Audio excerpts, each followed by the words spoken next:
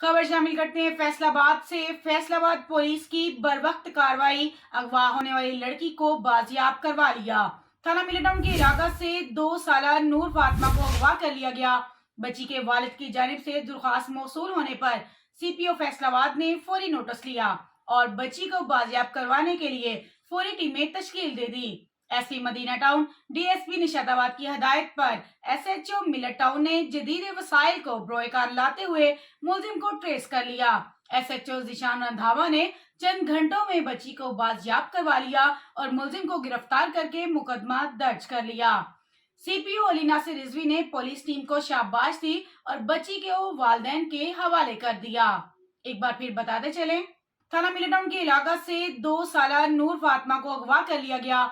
बच्ची के वालिद की जानिब से दरख्वास्त मौसूल होने पर सीपीओ फैसलाबाद ने फौरी नोटिस लिया और बच्ची को बाजियाब करवाने के लिए फौरी टीमें तश्कील दे दी। SP Medina town DSP Nishatabad की हदायत पर एसएचओ मिलट टाउन ने जदीद वसाइल को बरोएकार लाते हुए मुलजिम को ट्रेस कर लिया। एसएचओ जिशान रंधावा ने चंद घंटों में बच्ची को बाजियाब करवा लिया और मुलजिम को गिरफ्तार करके मुकदमा दर्ज कर लिया। सीपीओ अली नासिर रिजवी ने पुलिस टीम को शाबाश दी और बच्ची को वालिदैन के हवाले कर दिया।